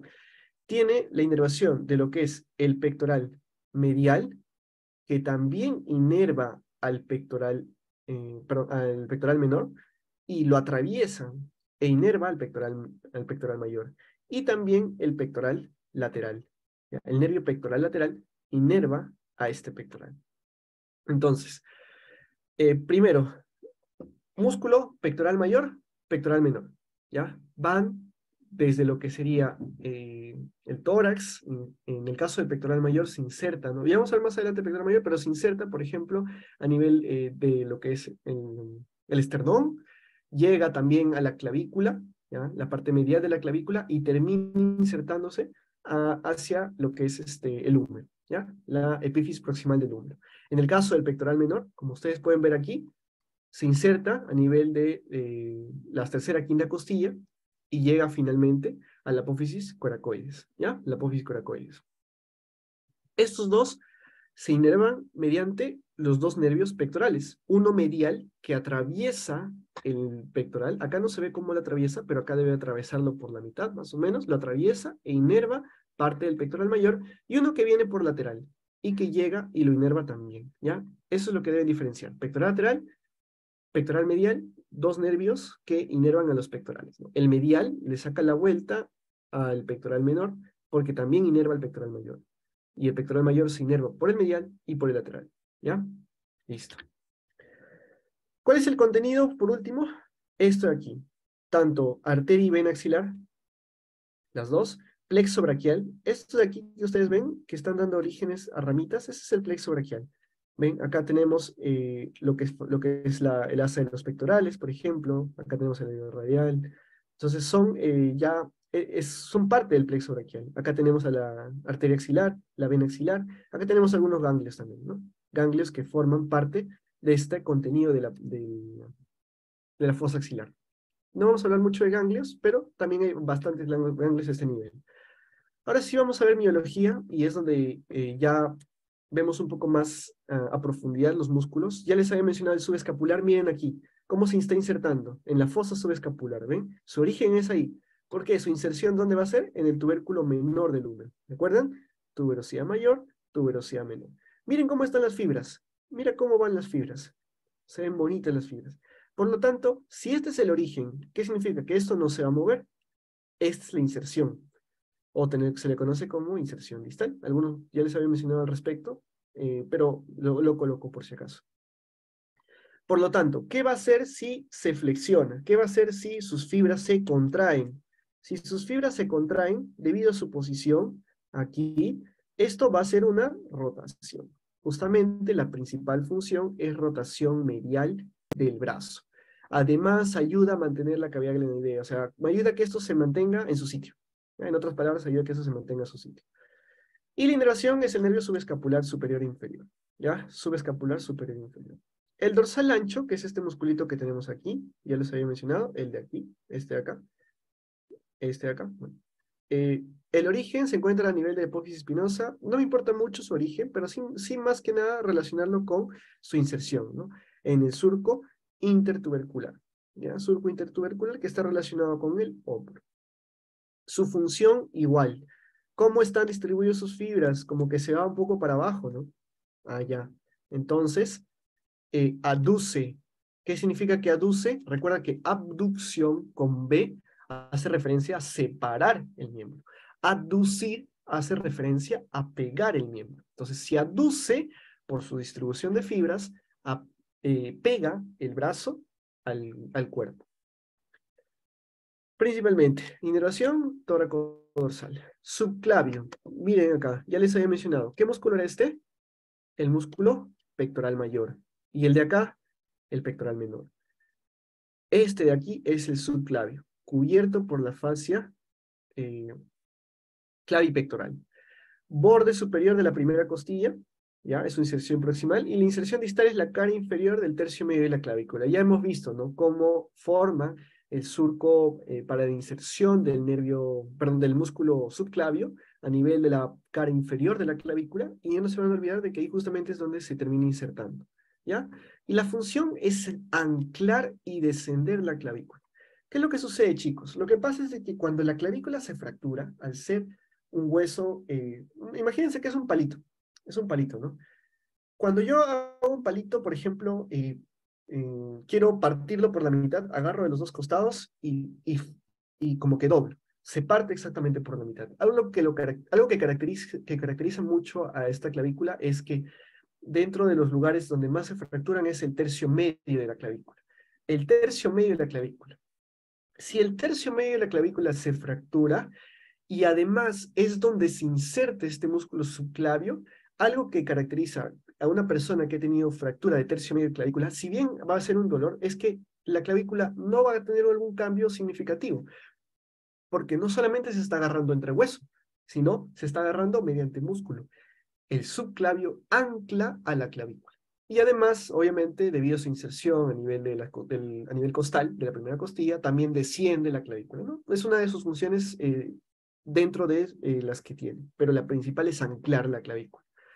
La inervación, el nervio subclavio. Supraespinoso, infraespinoso, redondo menor. Listo, chicos. Acá yo les había mencionado de un término que se le conoce con el nombre de manguito de los rotadores, ¿ya? El manguito de los rotadores. Manguito de los rotadores es un grupo de músculos que se encuentran relacionados a la epífisis o, claro, el epífisis superior del húmero y permiten su rotación, tanto lateral como medial. Ya les había mencionado uno de los músculos del manguito de los rotadores, que es el subescapular. Este es uno del manguito de los rotadores. ¿Por qué? Su función es rotar. Su función es rotar. El otro, o los otros tres, es el supraespinoso, infraespinoso, redondo menor. ¿Qué tienen en común estos? Bueno, en este caso acá falta lo de rotar. Rotación, rotación, rotación. ¿Ya? Miren, chicos, en este caso, la rotación, o sea, vean las fibras, ¿no? Esa es la vista posterior. ¿Qué tenemos aquí? La espina del escápula. Este era la fosa supraespinosa, que justamente es donde se inserta este músculo supraespinoso. Y miren hacia dónde se está insertando sus fibras. Se van para allá, ¿no? Ya. El infraespinoso, que está todo acá debajo, ya vemos sus fibras hacia este lado. Y el redondo menor, que es este de acá. Este de aquí. Supraespinoso, infraespinoso, redondo menor. En el caso del supraespinoso, yo les había mencionado de que en el caso, por ejemplo, del deltoides, su principal función era la abducción del brazo, o sea, separar el brazo de 15 a 90 grados, ¿verdad? Como si fuera a hacer columna cubrir con el colegio. Ya, en el caso del supraespinoso, inicia la abducción. ¿Qué significa que inicia la abducción? De 0, de lo que está pegado, a 15 grados. ¿Ya? De 0 a 15 es el supraespinoso, de 15 a 90 es el deltoides. Inicia la abducción del brazo, pero también tiene parte de función en la rotación, pero no es el principal rotador. Ahora, dentro de la clínica, por ejemplo, es importante mencionar, al menos del supraespinoso, es de que forma parte de lo que es el síndrome de hombro doloroso. ¿Ya? Muchas veces los pacientes vienen con el hombro doloroso, me duele el hombro, me duele el hombro, me duele el hombro. Bueno, podemos quizás, dentro de quizás sus actividades diarias, con la clínica, ir preguntándole cómo, qué pasó, desde cuándo le empieza a doler, etcétera, podemos identificar tal vez de que se trata de una tendinitis del supraespinoso, ¿ya? La inflamación del tendón del supraespinoso en su inserción, por lo que puede ocasionar ese famoso síndrome de hombro doloroso, ya que es muy común, ¿ya? Relacionar el síndrome de hombro doloroso con el supraespinoso. Vamos a ver el resto. Infraespinoso, redondo menor. El infraespinoso en este caso forma la rotación lateral. Ya vimos acá cómo van sus fibras, ¿no? Ya vimos ahí. Igual que el redondo menor, la rotación lateral del brazo. A diferencia del subescapular, que es la rotación medial, ¿no? Por eso se le conoce como rotadores. Y tenemos acá a los nervios supraescapulares, ¿no? Qué raro. Ya, bueno. El redondo menor, en este caso, se inerva por el axilar circunflejo, ¿ya? El axilar circunflejo. El serrato anterior, miren acá ustedes, otra vez, aquí ahora sí voy a hablar más del serrato anterior. ¿Ven ustedes esta formita? Característica, como de una sierra. Por eso le llamamos serrato anterior. Algo bueno de la anatomía, al menos en el miembro superior, y para que siempre lo recuerden, al menos relacionan mucho nombres con el músculo o con la estructura en sí, ¿ya? ¿Cuál es su origen? Cara lateral de la 9-10, perdón, de costillas hasta las 9-10 aproximadamente, ¿no? Desde las primeras hasta las 9-10 aproximadamente. ¿Y cuál es su inserción? Borde medial de la escápula. Si su inserción es en el borde medial de la escápula, ¿qué significa? Este músculo como que está abrazando el tórax, pero se inserta acá atrás, ¿no? Por lo tanto, ¿qué va a hacer cuando se contraigan las fibras? Se van a ir hacia, perdón, hacia adelante, no se va a mover, se va a mover para atrás. ¿Qué significa? Que nuestro omóplato va a rotar. Nuestro omóplato va a rotar. Vayan viéndolo poco a poco así, cómo van distribuidas sus fibras, cómo se distribuyen las fibras, y esto cuando se contrae, como esto está fijado, va a hacer más o menos este movimiento. Se va a contraer así, se va a contraer así, por lo tanto va a rotar, rota la escápula, ¿ya? Rota la escápula y además mantiene la escápula contra la pared, porque si no la mantuviera contra la pared, formaría lo que es una clínica también adicional, que ya no la voy a mencionar porque es un poquito larga, pero recuerden que es cuando hay la lesión del torácico largo o nervio de Charles-Bell, que es este nervio que está aquí, ¿ya? Pero en otras palabras, si mantiene la escápula pegada al cuerpo, cuando se lesiona, ¿qué va a pasar con la escápula? Va a sobresalir, o sea, va a irse para arriba. Entonces ya lo van viendo. Ahí está. Por último, el último de este grupo de hombro, redondo mayor. Redondo mayor. Listo. ¿Qué tenemos en redondo mayor? Cara posterior inferior de la escápula. Ah, ya, mira, acá vamos a hacer una vez más. Este es el redondo menor y este es el redondo mayor. ¿Ya? También se inserta en la escápula. ¿Ya? También se inserta en la escápula. ¿Y hacia dónde se va? Hacia la parte anterior del húmero. Específicamente en lo que es el surco intertubercular. ¿Ya? Surco intertubercular. No se ve acá.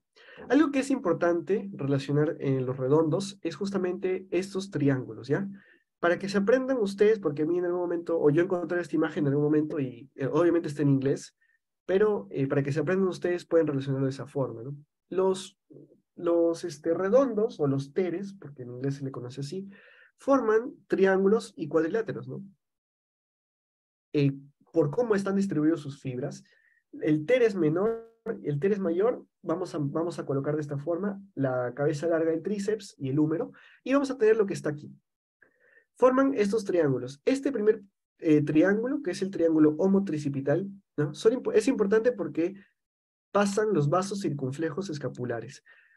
Los vasos circunflejos escapulares permiten pasar así de este lado para poder irrigar a lo que son los músculos de la fosa infraespinosa, ¿ya? A la fosa infraespinosa. Lo que está relacionado con este aquí, que es el cuadrilátero húmero-tricipital, o también se le conoce con el nombre de cuadrilátero de Bellpau, en su nombre por epónimo. ¿Qué pasa por aquí? El nervio axilar o circunflejo, la arteria axilar o circunfleja. ¿Recuerdan? ¿Qué pasaba cuando había una lesión del nervio axilar circunflejo? Se cortaba la inervación a nivel de deltoides. Por lo tanto, ¿qué pasaba con nuestro paciente? Venía con el brazo pegado al cuerpo y no podía separarlo. Y además el vaso circunflejo, ¿no? Los vasos circunflejos humerales posteriores, ¿no? Arteria circunflejo humeral posterior. Hay una anterior que ya la había mostrado y la posterior que viene de ese lado. Y por último, el triángulo que está más hacia abajo, que está relacionado con el teres menor, la cabeza del tríceps, que se inserta en la tuberosidad infraglenoidea, que ahorita vamos a mencionar mejor, es este triángulo húmero-tricipital. Ya les había mencionado que relacionan mucho los nombres, ¿no? El húmero-tricipital, ¿qué permite? O, bueno, también se le conoce como triángulo de Avelino-Gutiérrez, el paso del nervio radial. El nervio radial que viene por acá, miren chicos, por acá, por acá, por acá, por acá. ¿Hacia dónde se va? Hacia el canal del nervio radial. ¿Recuerdan? El canal del nervio radial, por detrás de lo que es la tuberosidad deltoidea. Ya, ahí. Y los vasos humerales profundos, ¿no? Como que la arteria braquial profunda, ya la arteria braquial profunda. Estos triángulos, recuerden mucho cómo aprenderlo, o por nombres al menos, ¿no? Homotricipital. Está hablando de dos que son iguales. Homo, ¿no? Homónimo, por ejemplo. Redondo mayor y redondo menor. Obviamente son iguales en lo de redondo. Por eso se le conoce como homo. Este es el redondo menor de un lado, el redondo mayor del otro lado, y el tríceps. ¿Lo ven? Homo, los dos redondos, y el tríceps. En el caso del cuadrilátero, tenemos húmero tricipital. ¿Por qué? Porque de un lado está el tríceps, y del otro lado está, perdón, de un lado está el tríceps, de ese lado, y del otro lado está el húmero. Húmero tricipital. Ya no se mencionan los homos. En este lado, en este caso, perdón, el triángulo, perdón, el cuadrilátero húmero tricipital, igual de esta forma. Aquí está el tríceps, y aquí está el húmero. ¿Ya? Y por último, el triángulo homohumeral, otro nombre que aparece, homohumeral, formado entre los dos teres mayor y menor, y lo que es el húmero. Voy a borrar esto. ¿Ya? Formado entre los dos teres mayor y el húmero. Todo esto de acá. El conjunto, el grandote. El triángulo de los redondos o homohumeral contiene al triángulo homotricipital y al cuadrilátero húmero-tricipital. ¿Ya? La función del redondo menor, aduce el brazo. ¿Ya? Aduce el brazo. Miren, miren dónde está insertado. Aquí. La cara anterior del húmero. ¿Ya? En el surco intertubercular. Adelante. ¿Hacia dónde se va? Hacia atrás. Pero miren sus fibras, cómo está distribuido. ¿Qué va a pasar cuando haga su función? Aducir el brazo. ¿Ya? ¿Qué significa? Pega el brazo al cuerpo. ¿Ya? Vamos a avanzar un poco más rápido, chicos, porque ya me gana la hora. Y ustedes deben estar con hambre. Bíceps braquial. Vamos a ver. Origen e inserción. Rapidito, ¿eh? Ya lo habíamos mencionado antes. Cabeza larga, ¿hacia dónde se va? Surco o corredera bicipital hacia la tuberosidad supraglenoidea, ¿no? La cabeza corta que está aquí llega a la apófisis coracoides. Algo importante, ¿qué músculo se inserta en la apófisis coracoides? Una mnemotecnia que yo no me voy a olvidar desde la primera vez que me lo dijeron, es el famoso BCP.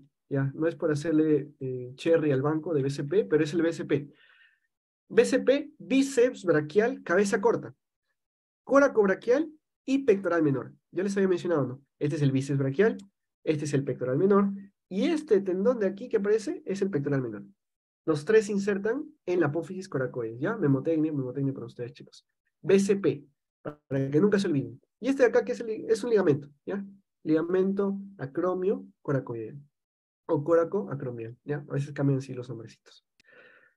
Listo, bíceps braquial. Por su función, vamos a ver. Ah, bueno, cabeza corta, ya vimos, ya. Función, flexiona y supina el antebrazo, ¿no? Lógico.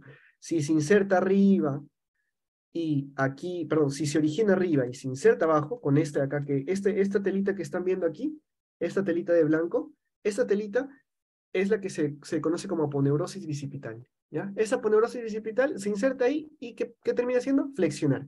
Flexionar el antebrazo y también supina, ¿no? Dentro de otra función, pero la principal función, ¿cuál es del bíceps? Flexionar. Acuérdense siempre las principales funciones de todo. ¿Dónde está? Aquí está. Ya, flexiona. Listo. Coracobraquial. Este es el coracobraquial, está debajo. El coracobraquial también se le conoce con el nombre del músculo perforado de Caserius, ¿ya? ¿Por qué? Porque este nervio que está aquí es el nervio perforante de Caserius, o también se le conoce con el nervio músculo cutáneo. ¿Ven aquí? Nervio músculo cutáneo, nervio músculo cutáneo, nervio músculo cutáneo. Es un nervio que atraviesa la parte anterior o la cara anterior de lo que es el húmero, el compartimiento anterior, perfora el coracobraquial, por eso que se le conoce con el nombre de perforado de Caserius, músculo perforado de Caserius, porque ese es otro nombre. Es músculo cutáneo o nervio de Caserius. Este de acá. Perfora y después también inerva al bíceps e inerva al braquial, ¿ya? Inerval braquial. Aquí se ve cómo llegan sus fibras.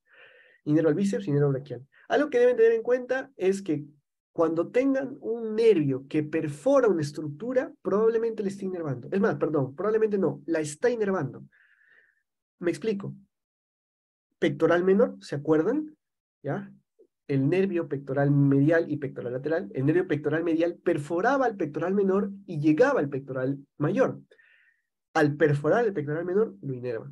Lo mismo ocurre acá. El nervio perforante de Caserius inervia al músculo perforado de Caserius o músculo coracobraquial. Y ya les había mencionado, chicos, acuérdense cómo van los nombres, porque eso les dice mucho. Coraco, ¿dónde va? Apófisis coracoides. Braquial, ¿a dónde se va? Al brazo. Ahí está. ¿Ven ustedes aquí cómo se está insertando? Coracobraquial. Listo, nada más que decir. El braquial, lo mismo. En este caso, este se dirige hacia la tuberosidad cubital, perdón, ajá, la tuberosidad cubital, y su función, la misma función, ¿ya? Los tres tienen la función de flexionar. Flexiona, flexiona, ¿ya? Flexiona el antebrazo. Listo, avanzamos. Compartimiento posterior, tríceps, ¿ya? Tríceps. Vamos a correr ahora sí. Tres cabezas, cabeza larga, lateral y medial. Todas para que lleguen finalmente hacia la... Uy, no encuentro para que lleguen finalmente... Ya no voy a escribir mucho. Para que lleguen finalmente a lo que es la cara posterior del olecrano. ¿Ven acá? Acá está el olecrano. ¿Ven? Acá está el tendón común del tríceps. Algo que deben de saber es de que, ¿se acuerdan o han escuchado mucho del músculo cuadríceps, ¿no? Que está en la pierna? Ya. Les comento de que en el compartimento posterior está el tríceps únicamente, pero algunos autores consideran al anconio. ¿Por qué? El anconio era el musculito que estaba, o que debería haber estado, formando el cuadríceps a nivel del brazo, pero que ya por tema de evolución dejó de formarse el anconio como parte de este tríceps y se llama solo, ¿ya? Cuando acuérdense de anconio, yo me acuerdo del cuadríceps, ¿ya? Cuando hablen de anconio. Algunos lo consideran dentro del compartimento posterior del brazo y otros del antebrazo, ¿ya? Otros del compartimento posterior del antebrazo. Ahora lo voy a mencionar de manera rápida. Miren la inserción, ¿no? En lo que es el tubérculo infrarelenoideo, ¿ya? En todo lo que es también el húmero, ¿ya? Finalmente terminan a nivel del anconio. Y acá vemos justamente el nervio axilar o circunflejo, ¿no? ¿No se ven acá? Junto con la arteria braquial profunda, ¿ya? Vamos avanzando. Van revisando estas diapositivas. Aquí les tengo el antebrazo, el compartimiento anterior, distribuido... Ah, en el caso de antebrazo son 20 músculos, ¿ya? 20 músculos. Distribuidos en tres compartimientos. Anterior, algunos consideran posterolateral y otros consideran lateral y posterior aparte. En el compartimento anterior, 8 músculos en 4 planos. Memotecnia, pro, rapacuá, flefle, flepú, pro. Pronador redondo, que tiene dos cabezas, dos inserciones, uno cubital, otro en número. Ra, que se le conoce como el flexor radial del carpo. Miren cómo está llegando al carpo. ¿Ven? Llega a los dos, al segundo y el tercer metacarpiano. Flexor radial del carpo. ¿Por qué? Va hacia el radio, ¿no? Flexor radial del carpo. Este de acá que es el palmar largo.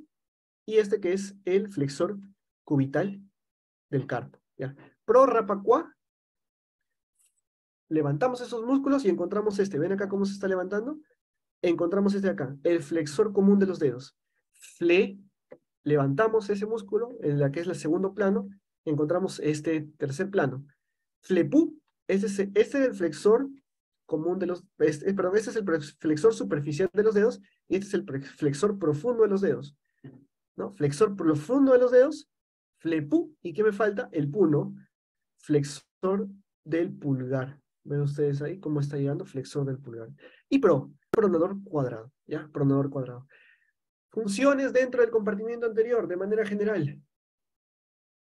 Pronación, porque tenemos pronador redondo, pronador cuadrado. ¿Y qué más? Flexión, ¿ya? Ustedes van viendo qué músculos tienen mejor función que otra, pero son sus funciones, ¿ya? Ahora, si se dan cuenta cómo se va insertando esto a nivel de los epicóndilos mediales, se logran observar, ¿ya? Justamente algo que caracteriza el compartimiento anterior es de que muchos de esos músculos se insertan en el epicóndilo medial. Entonces, también se relacionan con una clínica que se le conoce con el síndrome del codo de Colfista, ¿ya? Cuando se eh, inflama. Compartimiento lateral, lo que me importa es que se acuerden principalmente este músculo que es el más anterior, que es el braquiorradial, ¿ya? El braquiorradial. ¿Por qué? Porque entre el tendón del braquiorradial, ¿ya? A nivel de la muñeca, y el tendón de este, que era el flexor radial del carpo, se encuentra el famoso canal del pulso, ¿ya? ¿Se acuerdan que cuando ustedes le toman el pulso a nivel del radio? Ahí se encuentra el canal del pulso, ¿ya? Van observando, esta es una vista anterior, donde se ve principalmente el braquiorradial, y esta es una vista posterior, donde acá se ve justamente el extensor radial del carpo. Miren cómo va llegando su tendón. ¿Ven aquí? Radial largo del carpo y el corto del carpo, ¿ya? Uno tras otro. Y el supinador, que es este de aquí. Su función, supinar. Ya van revisando, en este caso es un poco más memorístico, pero vayan haciéndolo o vayan viendo las estructuras que se están relacionando a ellos, ¿ya? En el compartimento posterior que tenemos el extensor de los dedos, extensor del quinto dedo, extensor cubital del carpo y el anconio, ¿ya? Lo van viendo eso ahí, ya me ganó el tiempo. En compartimiento posterior me llama un poco más la atención el plano profundo, ¿ya? Miren esto de aquí. Acá, por ejemplo, vemos la inserción. Acá se inserta el abductor largo del pulgar. ¿Ven aquí? Este de aquí. El abductor largo del pulgar. ¿Ven? Abductor largo del pulgar. También tenemos debajo, aquí, al abductor corto del pulgar. Miren siempre por dónde se está yendo tanto el nombre, perdón, el extensor largo del pulgar, tanto vean el nombre como su inserción para ver la función, ¿ya? Ahora sí, los músculos de la mano, ya les había mencionado dos partes, la región tenar y la región hipotenar. La región tenar es la región que se encuentra relacionado al dedo gordo, ¿ya? Al más lateral, ¿ya? La región palmar lateral. Y la región hipotenar es la palmar medial. Cuando ustedes, vamos a ver plexo braquial ahorita, los nervios, tanto el cubital y el radial, perdón, el cubital y el mediano que llegan hacia la parte anterior de la mano, porque atrás llega completamente el radial casi, en la parte anterior llega de un lado el cubital, el nervio cubital, y medianamente el nervio mediano. Por lógica, si es que se relacionan con la hipotenar, ¿ya? Perdón, con la tenar, en este caso con lateral, que es relacionada al nervio cubital, ¿no? Tenar de este lado, cubital, perdón, al nervio mediano, por la posición, ¿no? Recuerden que tenar es lateral, el nervio mediano viene por aquí y se relaciona con un par de músculos del nervio mediano. Y todo el resto de toda la mano, toda la palma, está inervado por el cubital. Toda la región hipotenar y tanto el abductor del pulgar, que es propio del cubital, ¿no? Mientras que el flexor corto del pulgar tiene una inervación doble. También tenemos algunos músculos que son los interóseos dorsales, hay interóseos palmares y los lumbricales, ¿ya? Eso lo van revisando, chicos. Vamos viendo las arterias, la parte de irrigación, ya me ganó la hora, denme 5 minutos más para terminar. Bueno, 10 minutitos más mejor. Importante mencionar a nivel arterial, ¿dónde inicia y dónde termina? ¿Dónde inicia la arteria axilar? Una vez atraviesa a nivel de la clavícula, ¿ya? Por ejemplo, acá tenemos un músculo importante, que es el escaleno anterior, ¿no? Todavía hay un inicia un poquito más adelante, cuando atraviesa, como se puede decir, a la altura de la clavícula. Ya recuerden que era el vértice, ¿no? ¿Se acuerdan del vértice de la fosa axilar? A esa altura inicia la arteria axilar. ¿Ya? Antes, ¿cómo se llamaba? Arteria subclavia. ¿Ya? Antes se llamaba arteria subclavia. Tenemos división en 3 porciones. ¿Ya? En 3 porciones. ¿Dónde termina? ¿Dónde termina? Ustedes deben de saber de que este termina a la altura de, ¿se acuerdan el musculito que viene así? Pectoral mayor, ya, ese musculito pectoral mayor es el borde inferior, es el que le da fin a esta arteria axilar. Y después, una vez termina de ser arteria axilar, ¿cómo se llama? Arteria braquial, ¿ya? Arteria braquial. En la primera porción que vamos a encontrar esta arteria principal, la arteria torácica superior. En la segunda porción vamos a encontrar un tronco, el tronco toracoacromial, que tiene una rama clavicular. Mira hacia dónde está yendo, hacia la clavícula. Otra rama hacia el acromion, ¿ven? Rama acromial. Otra rama deltoidea. Y una última rama pectoral, ¿ya? Pectoral. Sus propios nombres, más nada, ya dicen que están irrigando. La tercera, la arteria torácica lateral, ¿ya? Perdón, la última, en la segunda porción, es la torácica lateral. En la tercera porción encontramos la arteria subescapular, que da la arteria la tóraco dorsal hacia abajo y la circunfleja el escapular para atrás, ¿ya? Que irrigan los músculos del infraespinoso, ¿ya? Y hacia este lado tenemos, por último, las dos ramas terminales, la arteria circunfleja humeral anterior, que es la que está aquí adelante, y la circunflejo humeral posterior, que se va por atrás. ¿Ya? A nivel del brazo, tenemos la arteria braquial, ¿ya? Una rama que es profunda, que es esta de acá, esta es la arteria braquial profunda. Recuerden de que acá todavía, esto no es arteria braquial todavía, esta es arteria axilar. Estas son sus dos últimas ramas, ¿no? Más o menos a esta altura está iniciando la arteria braquial, ¿ya? Para que siempre tengan de referencia. Si ven esto, y tengan cuidado, ¿ya? La arteria braquial profunda que se va hacia atrás por el surco del nervio mediano, el surco del nervio radial junto con el nervio radial, se va para atrás. La arteria braquial profunda. Da una rama colateral radial, ¿ya? La rama colateral radial y una rama colateral cubital superior, en este caso, rama de la arteria braquial, la colateral superior, y la colateral cubital inferior, que es esta de acá. A nivel del codo, cuando termina la arteria braquial, se va a dividir en dos. Una que es la arteria radial, que se va por el radio. Ven ustedes, acá está el radio, y el otro que se va por el cúbito, ¿no? Bien descriptivo. Y una de las ramas que va a la radial es la recurrente radial. La recurrente radial que ven ustedes cómo va ascendiendo y que se van a astomosar con la colateral radial, ¿no? Forma también el circuito arterial del codo. ¿Ya? Perdón, el circuito arterial del codo con la colateral radial. Y por último tenemos a la arteria cubital. ¿Ya? La arteria cubital que también da dos ramas, porque también estas se deben anastomosar con la colateral cubital inferior y la colateral cubital superior, que es esta de acá. La recurrente cubital anterior y la recurrente cubital posterior. Qué mejor que en los mismos nombres me estén diciendo cómo van y hacia dónde van y por qué lado van, anterior y posterior. Y la interocio común, ¿no? Esta es la interocio común. ¿Ven ustedes acá? Esta es la cubital, esta es la interocio común. La interocio común da dos ramas, una que es la rama para el antebrazo, ¿ya? Que es la radial no me importa, aquí está, la interocia anterior, y la que se va por atrás se llama interocia posterior. Su propio nombre te dice, membrana interocia por la parte anterior de la membrana interocia. La posterior por la parte posterior de la interocia. A nivel de la mano se forma el arco palmar, ¿no? No se olviden que acá se forma el canal del nervio, perdón, el canal de la arteria radial con el tendón del braquio radial y el tendón del flexor radial del carpo, ¿ya? Listo. Y me forma finalmente lo que es el arco arterial palmar y las arterias digitales. Avanzamos, vamos a ver la axila, ¿no? Este esquema creo que debería estar al revés. Ya lo hice, pero vamos a verlo desde el otro lado, ¿ya? ¿Por qué? Porque la formación venosa va desde distal hacia proximal, ¿ya? Desde distal hacia proximal. ¿Qué vemos aquí? Las arterias, perdón, las venas digitales, ¿ya? Las venas digitales, que forman en la parte anterior lo que es el arco venoso. Y en la parte posterior también tenemos las arterias digitales, pero forman una red venosa, ¿ya? Una red venosa. En la parte posterior se originan dos venas importantes que van a ser importantes hasta llegar al hombro. Es la vena basílica, en este caso, que está pegada o relacionada más que nada al quinto dedo, la basílica, y la cefálica, que está relacionada, que está aquí, la cefálica, que está relacionada con el pulgar. Aquí tenemos a la cefálica y a la basílica, ¿ya? Una vez más, acá tenemos la parte dorsal, acá tenemos a la cefálica, y acá tenemos a la basílica, ¿ya? Cefálica relacionada con el pulgar. Listo.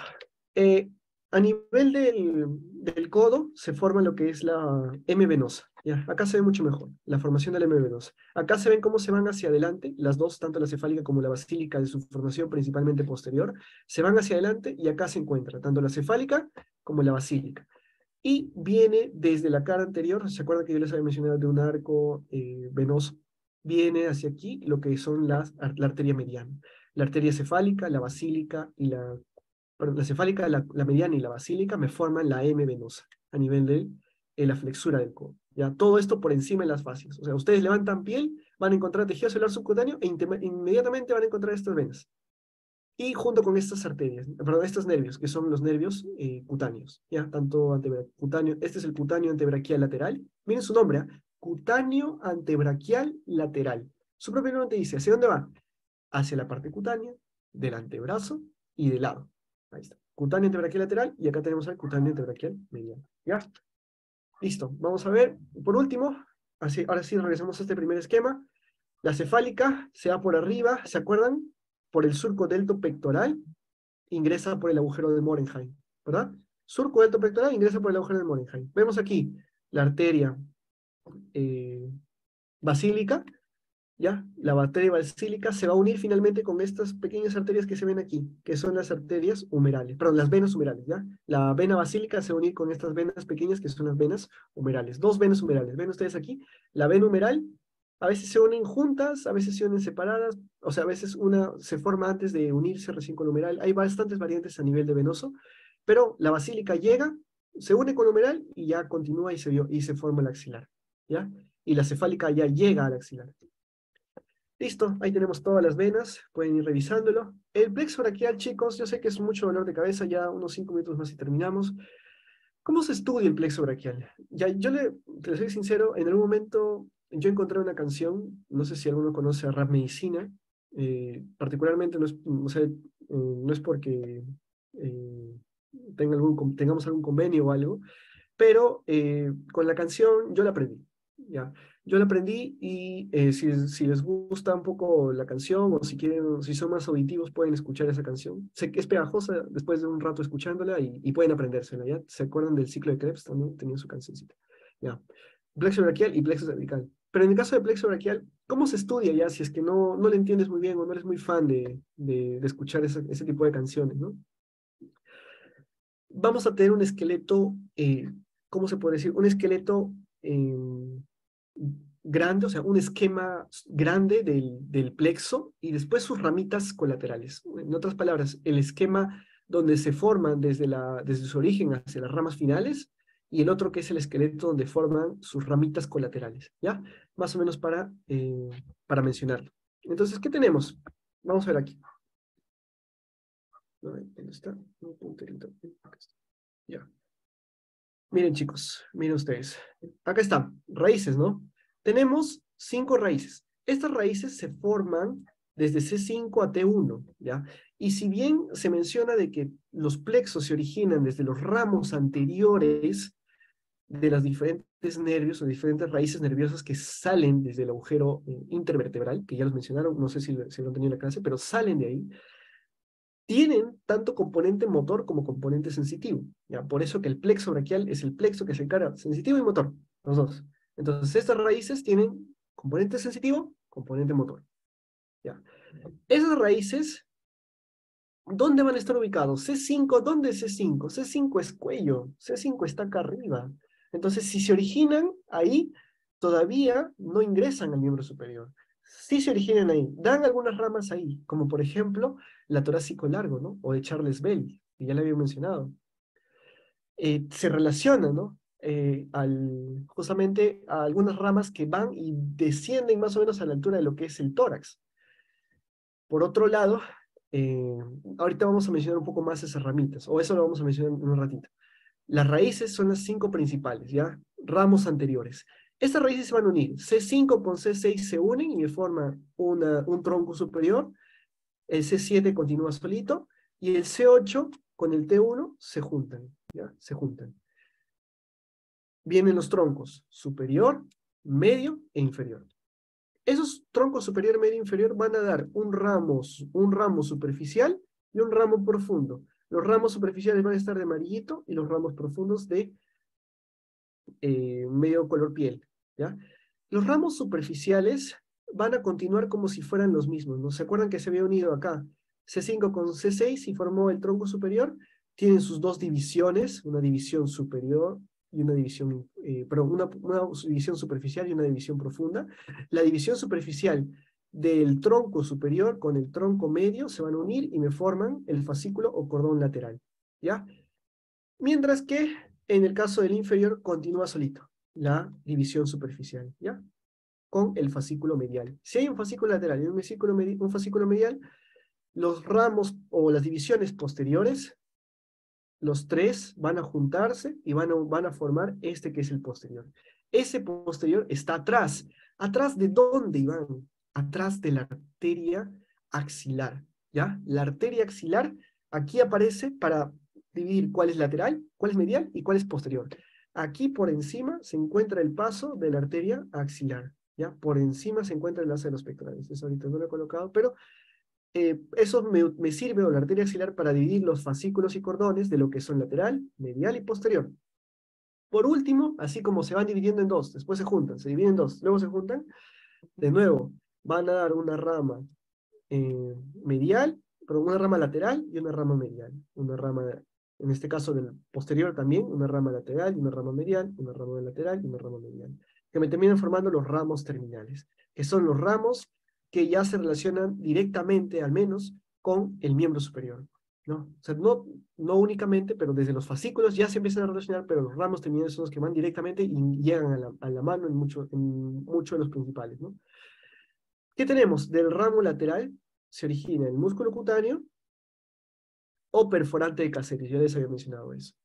Y del ramo, lo que es la, el fascículo medial, se origina el cubital, el nervio cubital, y el nervio mediano. El nervio mediano recibe una rama lateral, una rama colateral medial y una rama colateral lateral. Ambos forman el nervio mediano, ¿ya? Ambos forman el nervio mediano. Por otro lado, en la parte posterior se dividen en dos igualmente y forman uno el axilar circunflejo y el otro el radial. ¿Ya, chicos? De esta forma es el esquema. Ya les he mencionado el esquema general. Eso deben aprender ustedes antes que otras cosas. ¿Cuáles son? ¿Cómo van dividiéndose de uno en uno hacia los costados? Y después cómo van juntándose otra vez. Aprender lo que son raíces, troncos, divisiones y fascículos y ramos terminales. Eso deben aprenderse, ¿ya? Cuando ustedes se terminen de aprender eso, ya el resto va a ser papayita, ¿ya? ¿Por qué? Porque se relacionan, ¿no? O sea, ya lo van relacionando. Miren, por ejemplo, acá. Vamos a ver estos tres de aquí. Dan miedo, ¿no? Pero miren sus nombres, cómo van relacionados. Pectoral medial, cutáneo, bueno, en este caso no, el cutáneo antebraquial medial y el cutáneo antebraquial, perdón, braquial medial y cutáneo antebraquial medial. Cutáneo braquial medial y cutáneo antebraquial medial. Y están aquí. Este es uno, este es otro. Y tenemos el pectoral medial. Del otro lado, si de un lado de medial sale el pectoral medial, de lateral sale el pectoral lateral. Y de la parte posterior que salía, para atrás, ¿no? ¿Quiénes se van para atrás? Subescapular, superior e inferior. ¿Quién más? Y el medio, o tórax. Ya va cayendo uno por uno, ¿no? Y acá vemos otras ramitas, ¿no? El nervio subclavio, ¿a dónde va? Al músculo subclavio. Nervio supraescapular, que se iba para dónde? Para la fosa supraescapular, que se encontraba en el borde superior de la escápula, ¿no? Y a dónde se dirigía y a inervar lo que es el músculo supraespinoso. Ya tienen una relación. Ya tienen una relación. El nervio dorsal de la escápula, ya van poco a poco a ir aprendiéndolo, pero lo primero es que se aprendan cuáles son las raíces, cómo forman los troncos, las divisiones, los fascículos y los ramitos terminales. Y de ahí van repitiendo las diferentes ramas colaterales que van saliendo. ¿Ya? Lo principal es el esquema grande, y de ahí van los esquemas chiquititos. Aquí tenemos por último para terminar, ya sé que tienen hambre y están muriéndose. Vamos a ver ya uno por uno, ¿no? Acá ven las raíces, ¿no? Las de ramos anteriores, a nivel del cuello. Miren ustedes, tanto raíces y troncos, todo a nivel del cuello. Las divisiones están en la etapa de la transición todavía. Y los fascículos ya van hacia lo que es la parte de la axila. Ahí es donde se encuentran. Hacia la axila y ya terminan. Las ramas terminales van entre lo que sería la axila y la propio a nivel del brazo, ¿ya? Braquial, humeral. Para terminar la clínica que ya les había mencionado, la lesión del nervio cubital, ¿no? ¿Se acuerdan? Miren, vamos a ver acá razonamiento nada más, ¿ya? Porque ya no quise trabajar con este esquema para ir repasando, porque es divertido. Al menos el plexo braquial. Miren ustedes, chicos. Miren su mano, ¿eh? Si se lesiona, ya hemos mencionado la lesión del nervio axilar circunflejo. Ya hemos mencionado la lesión del nervio radial. Miren, ¿qué inerva el nervio cubital? El nervio cubital viene acá por el cúbito, ingresa a la mano e inerva todo lo que era la región terminal, ¿ya? Miren todo lo que está inervando. ¿Qué pasaría si esta región, que es la anterior, deja de estar inervada por el nervio cubital por alguna lesión que tuvo? ¿Qué pasaría si se deja inervar? Como la función de ellos, en este caso, es lo que sería la contracción, ¿qué pasaría? Se estaría relacionado principalmente con a nivel del antebrazo, perdón, la flexión, se estaría relacionando primero con la caída, ¿ya? La caída. Y la manito, característica, por la inervación que termina siendo en garra, ¿no? Los dedos principales, los que el quinto, cuarto y tercer dedo, principalmente, ¿no? Y el segundo, incluso, caen, el manito en garra.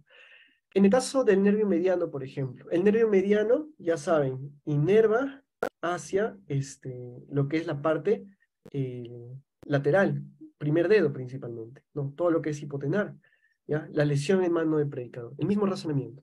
Ahora, acá por último, para terminar, hay dos tipos de parálisis que también se mencionan en las clases, lo que es parálisis braquial alta y parálisis braquial baja, o parálisis de Erdős-Duchenne o parálisis de Dejerine-Clamp. Por ejemplo, la parálisis braquial alta, su propio nombre te dice, braquial alta. ¿Qué significa? Que se está dando en lo que es la parte superior, C5, C6 principalmente. Y eso se da por una tracción que separa la cabeza del hombro. Por ejemplo, he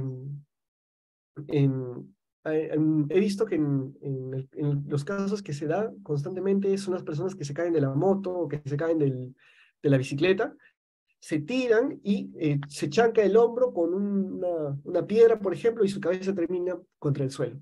Esa hiperextensión que existe causa de que muchas veces se lesionen aquí C5 y C6. Como consecuencia de eso, ¿qué nervios están relacionados? Miren acá. Acá tenemos las dos ramas. Terminan finalmente, ¿dónde? En músculo cutáneo, nervio mediano. Su ramita, que va para el radial, se ve afectada, ¿no? El nervio axilar o circunflejo, ¿no? Que también se va relacionado. El nervio pectoral lateral, que es este de acá.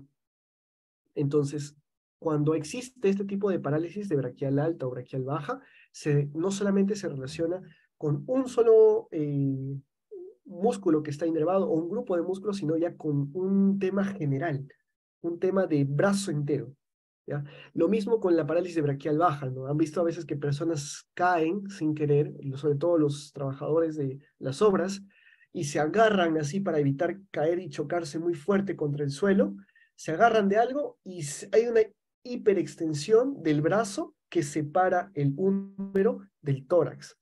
Lo mismo ocurre, ¿ya? Lo mismo ocurre. Igual. ¿Qué puede lesionar? Las dos inferiores. C8, T1 principalmente. El T7 muchas veces se salva, ¿ya? El T7 muchas veces se salva, pero el C8, T1 también. ¿Y qué sucede? ¿Quiénes están relacionados con la parte de abajo? Ya hemos visto, ¿no?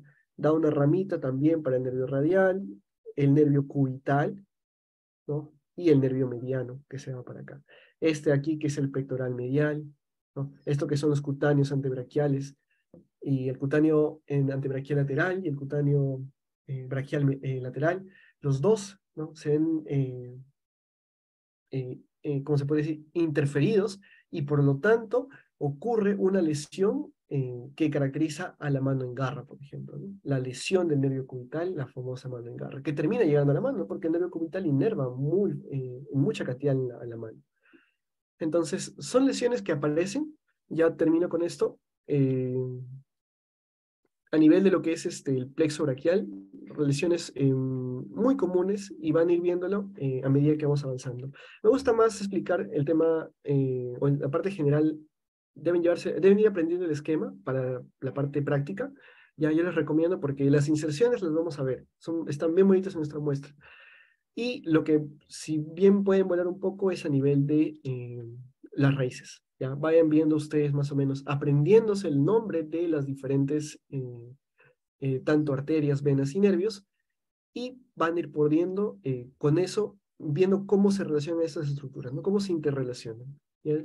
Eso sería todo, chicos, de mi parte. Esa es la bibliografía. Es una clase muy rápida. Miembro superior es una clase muy extensa, la verdad.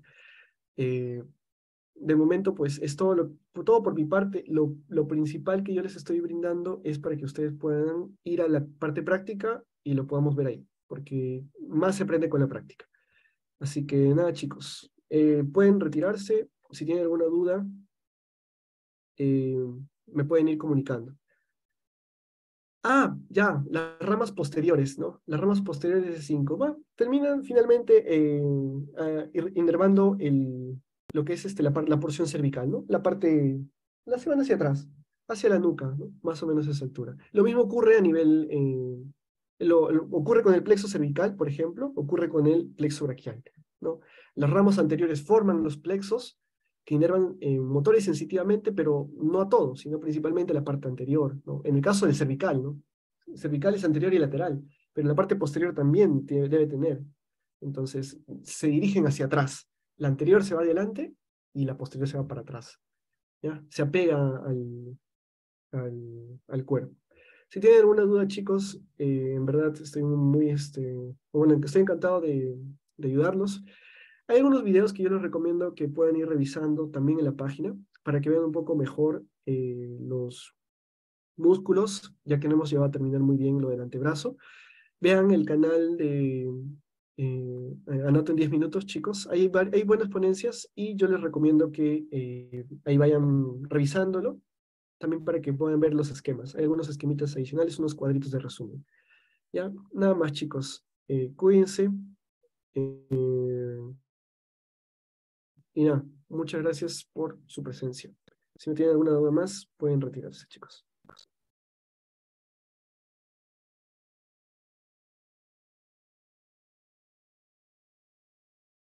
Ya, chicos, cuídense, cuídense, cuídense.